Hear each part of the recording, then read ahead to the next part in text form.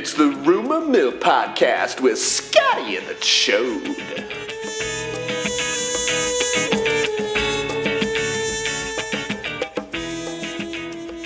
All right, welcome back to the Rumormill podcast. He is Scotty Karate. I am the Choad.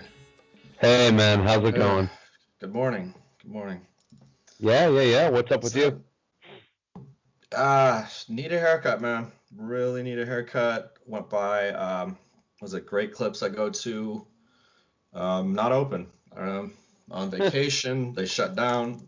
It happens, they're a franchise, but kind of weird, but. Oh, you think that was that came from the franchise overlords or something like that?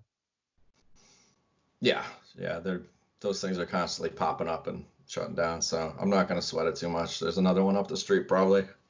Oh, yeah. Well, it could have been they could have been closed for Easter or something. That's true. That's a big break for a barber. Be nice. Maybe I should get into barbing. They're taking like 2-3 weeks off for Easter. But then again, you would think that everybody would want their Sunday best haircut for Easter, actually. Right. Prime time, cutting hours. Well, yeah, I mean that's what everybody, people get their haircut so they can go to church, so they can go visit the Easter Bunny, so they can hide themselves in the backyard, stuff like that. So you would think that would be peak season. So I don't know. Your barber must be just running on an oddball schedule. I mean, your hair looks good to me. I mean, thanks. Yeah, no, it's not. Just I don't know how long I want to keep doing this Don Jr. slick back kind of thing going. Usually I get 6 on the top, 1 on the sides. I've been trying to keep it high and tight, keeping it simple. 6 people work on your top. Yes, but mainly I just tell them to use the 6 attachment. Oh, okay. If the razor blade. Yeah, the little attachments they hook on the end. Okay. Yeah, no, but whatever. It is always that awkward situation when you have to switch haircut people or barbers, hairdressers. You get that you form that bond with them where you're nervous to try a new person, but then after you sit in the next person's chair and you have a little conversation with them about what your story is and where you're going on holiday next and your dog and all that, then they become it's easy to make a new barber is what I mean. Do you go I'm sorry.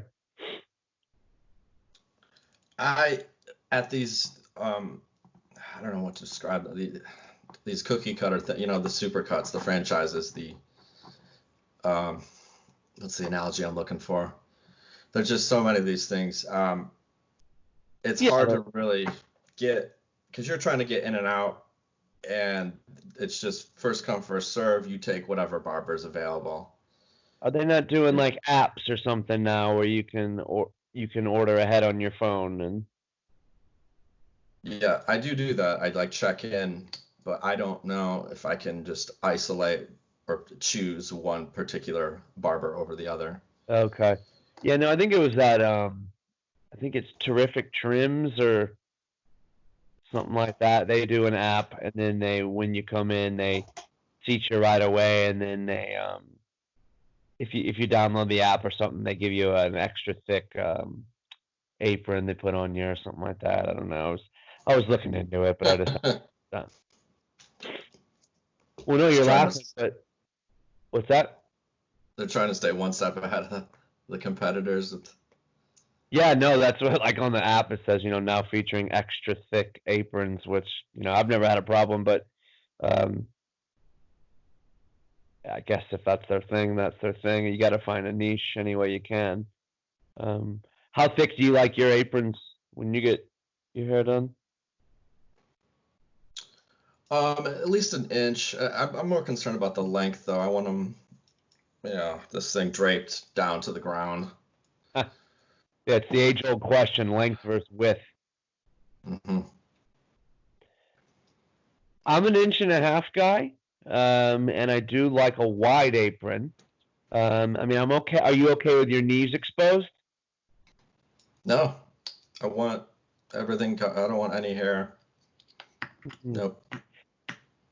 See, I'm okay. I like a thicker top, and if my knees are, I'm okay with my knees exposed. I don't mind an exposed knee, because what I find is usually after the haircut, I'll get up and I'll do something called a brush off, and I'll put my hands down on my knees and I'll scrape off any hair that's accumulated.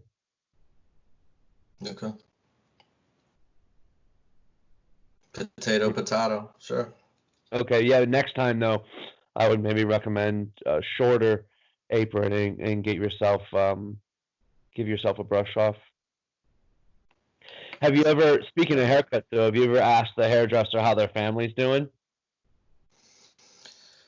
No, should I? I like it. Honestly, it's funny because they don't expect a question to come from the person. They don't expect the person that they're cutting their hair up to actually talk to them. So I like to ask how their family's doing, or a lot of times I'll ask them if it's been busy.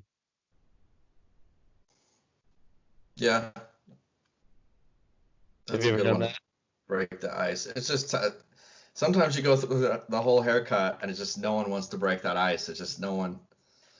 I don't know. It's just this awkward and it builds and it's just too late by the time you're doing the square round back, you know, along the Yeah, back side of your neck, and then it's just you might as well just not say anything the whole experience at that point. oh man. Yeah, when I was growing up, were you ever afraid of getting your hair cut when you were a Mm-mm. kid? No. Mm-mm. No, that terrific trims, they're okay. It's cheap. They do like a money back guarantee. Like I said, they got a nice app, and they even do like I guess you'd call them energy drinks. So they call them like haircut pep ups or something. Little things that are they're like the you know where they put the blue liquid that they put the stuff in. They put the nail or the the scissors in. Mm-hmm. It's that color blue and it's made of the same stuff, so it's like a kind of a it's kind of cool. You get to feel like you're drinking that liquid. What is that stuff? Oh, I Like don't know. I think it's just some sort of chemical. Okay, but yes, you're looking to score a haircut. Not bad, not bad. That's pretty cool. So yeah, Anything pretty? is Easter your favorite like resurrection celebration? Or which resurrections are your favorite? Where people Ooh, are dead, right? They pass on, but then come back to life. damn. Never thought of it. Well, there was a guy on our street growing up. His family would celebrate his resurrection, but they weren't. I mean, we weren't really that close to him, so we didn't get invited over that much. But no, I would say that Easter, the one that we just had, Easter's my favorite resurrection holiday. I don't really get into it as much as I used to with the kids, chocolate and stuff like that, because I'm not a kid. And I'm not nuts about the food, like the ham, which is like the closest thing I guess you'd say to an Easter food. Did you have any Hmm. Easter food growing up? Yeah, we would do. Yeah, ham was the go-to meat choice. Sure. Yeah, I know in a lot of other parts of the world they're big on lamb. Hmm. Um, but yeah, Easter, I don't know. It's just always been a weird one for me. I like it, but I don't know. I'm not nuts. I'm not nuts about it. But what's funny is like in a lot of other countries, they get the day off the day after is like an actual hardcore holiday.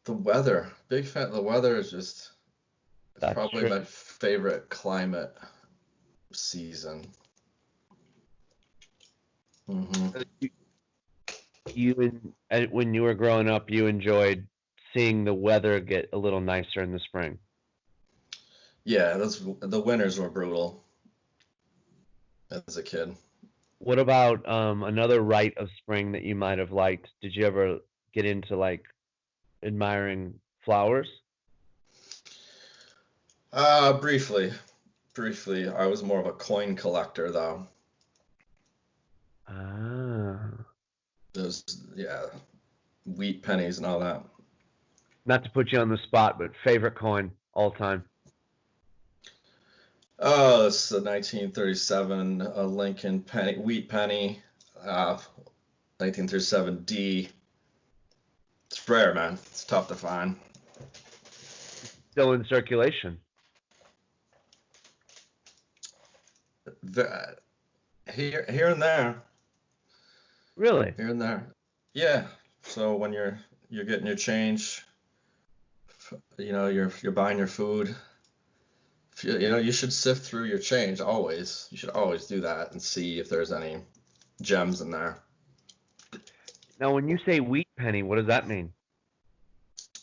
It looks a little different than the modern penny where there's two like wheat stalks or whatnot on the back. Okay, I got it. Like to symbolize a harvest of some sort or a bounty, America's bounty, perhaps. Mm-hmm. Yeah, and if you're quick, you get the change, you sift through.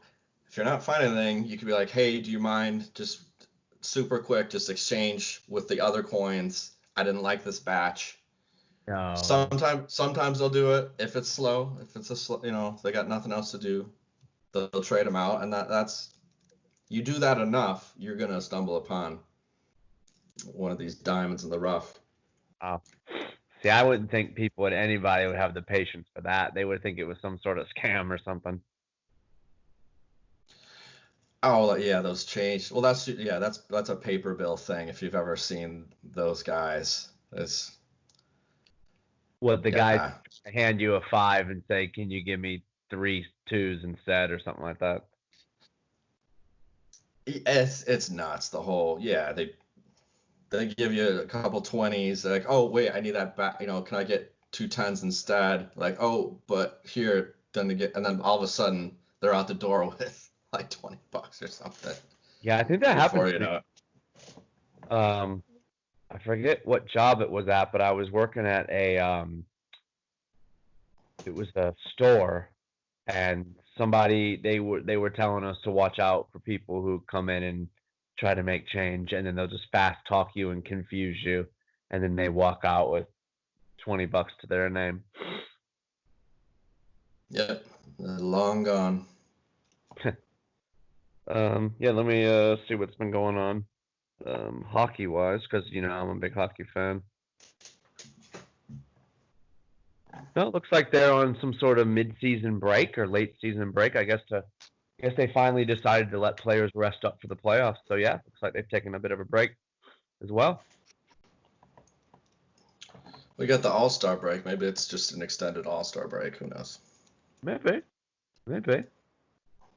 That's disappointing, but yeah, I'm sure they'll come back any day. Been seeing any movies or watching any shows or?